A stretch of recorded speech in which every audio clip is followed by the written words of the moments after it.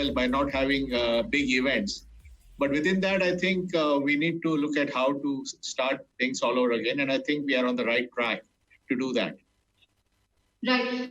Anything specific that you can add to that in terms of what was missing so far, what needs to be done?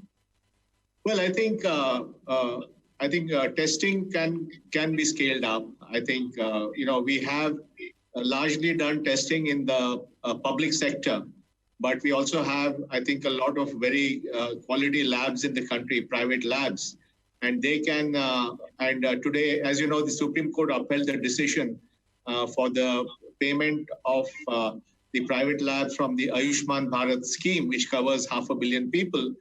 And therefore, I think using the private lab ecosystem to increase the testing so that the combined, because everybody has to come together in this situation. So if the combined government and private lab testing goes to several 100,000, I think that would make a big difference. The second thing is it's not just testing alone. It's also about contact tracing, making sure people go into quarantine, either institutional quarantine or home quarantine. It's about all the back end stuff, hospitals, doctors, ventilators, and so on. So I think we need both, but our ability to rapidly identify hotspots and bring them under control is going to be a big part of making this successful. Right. We've also seen a stimulus package being announced in the last week. Now, some economists. No, we've also seen a stimulus package being announced in the last week. Now, some economists we spoke to feel that this is at best a sedative. It's not going to solve the deep and painful recession that India is headed towards because the total fiscal impact is less than 1% of GDP. Do you think more needs to be done to put cash in the hands of people to stimulate demand, get the consumption engine going again? Well, cash in the hands of people is always welcome, and we'll talk about DBT perhaps later in this call. But I think India doesn't have the benefit of a US which can run up huge deficits. In India, if we run up huge deficits, then it leads to challenges on the credit rating, higher cost of global borrowing, and all that. So we work within the constraints that we have. So I think that's what the government has done, and whatever we are doing now in terms of cash transfer needs to be well targeted and reach the right people. Right. The other issue, of course, sir, is about migrant workers.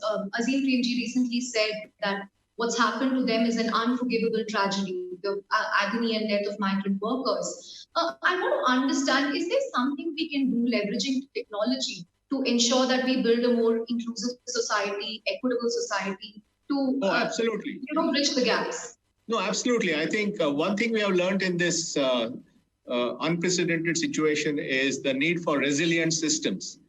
And, what has, for example, if you look at the Aadhaar-enabled cash transfer, that has come out to be extremely resilient. And in the month of April, 150 million people did 400 million transactions to withdraw money from an Aadhaar-enabled payment system. Now, this was when banks could not open branches or ATMs were not stocked. You had all these thousands of business correspondents and CSC centers and India Post Payment Bank postmen going around with devices and enabling people to withdraw money from their account just using a biometric authentication. Now, that's what resilience is about. And there are 5 principles for resilient system design. First is you need national portability. Whatever you design, a person should be able to access that service or product anywhere in the country. Second, you need choice. He should be able to go to any supplier or any outlet of his choice to get his service. The third is universality, which means that everybody should get access to it. The fourth is convenience. The farmer should get his cash while he's tilling the thing. Old pensioner should get their money at home and so on. And the fifth is it's high volume, low cost population scale systems. So whenever these principles have been done, we have had resilient systems which will work even in this crisis. Right. One initiative that the government seems to be doubling on is the one nation, one ration card scheme. This is something that you have been tweeting about as well, because the idea originally came from a task force that you headed way back in 2011. Now, I read that, the idea did not find approval then. It was rejected by the NEC led by Sonia Gandhi. Can you take us through what happened then? Why didn't we have this way back in 2011? Well, the 2011 report which I shared actually met these five principles of nationwide portability, universality, and so on, which meant that somebody could migrate from the village to the city and could withdraw his ration there, or even if he left his family behind, the family could withdraw part of it in their hometown, and he could withdraw another part of it in the city. So all this was built in the design of this, but in some sense, I think the idea was ahead of its time. And I think at that time, the need for this mobility, nationwide portability choice was not fully understood. And now it's become apparent that that's something we need. So it's more like sometimes, when you plant ideas of reform, they take many, many years to fructify. But that's the nature of the beast. Do you, in a sense, feel vindicated that, something that you worked on in 2011 is sort of finally seeing some fruition? It's not being binned altogether? Oh, yeah. No, I think that, many of the things that we worked on delivered results many years later. Aadhaar, of course, is well known, the cash transfers. UPI took 7 years to build. The FASTag was designed in 2010. The the sort of national portable PDS system was done 10 years back. The GST first report we did in 2010. So basically, one thing you realize in public service is that especially when you have large technology-led initiatives, it takes some time, and then ultimately we reach a point due to an external event or a leader who understands it, and suddenly it takes fruition. So I'm now comfortable with this pace of change in the system. Right. The other aspect to this is the complexity that this involves. There are over 750 million people who are eligible for PDS benefits. There are over 5 lakh ration shops in the country. So it's going to involve a very complex technology backbone. Are we prepared to do this at scale? Oh, absolutely. I mean, when you look at Aadhaar enrollment, we have 35,000 enrollment stations. Today, we have a few 100,000 BCs.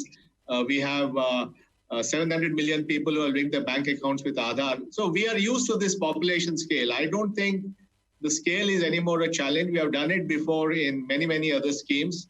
And doing it in the PDS is a logical thing to do. And I would also recommend, which is there in our original recommendation, that somebody should either be able to withdraw food or cash from the PDS, so that he may choose to either take food or he may choose to take money and buy food from the neighborhood store. That again is something that I would still believe in. Is this yet another initiative that you will be working on closely? Because your advice has been sought for pretty much every major technology scheme by the government. No, I'm sort of retired from the fray. I'm chairman of Infosys right now, but I'm available for discussions, obviously.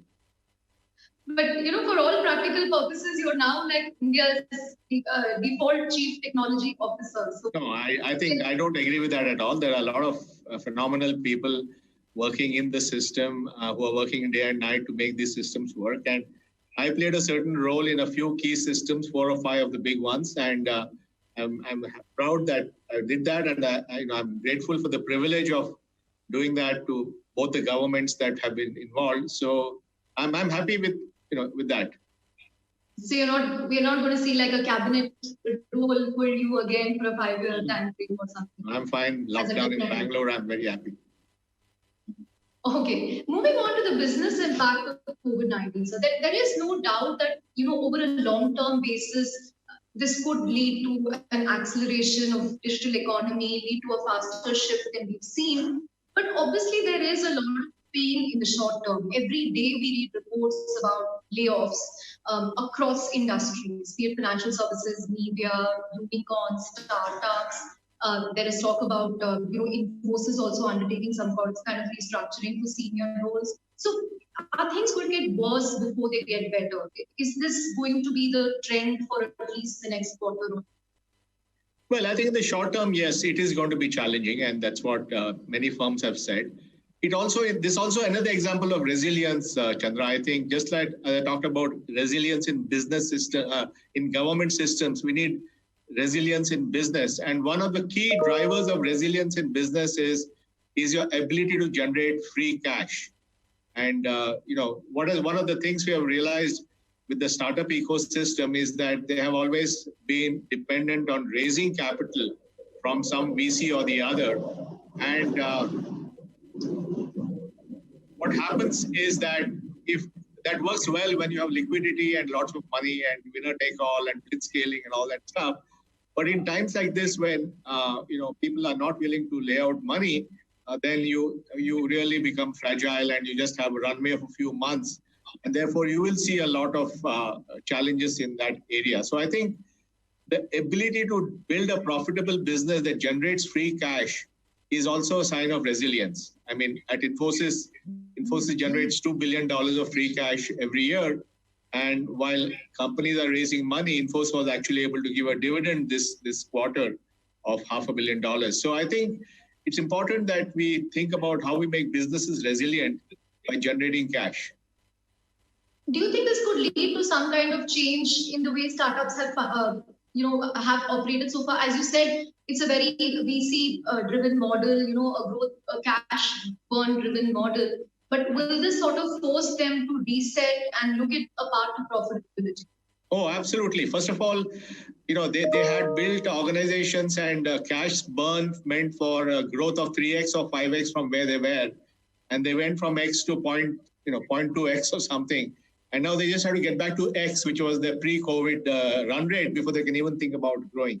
So this obviously means they have to reset a lot of costs and so on.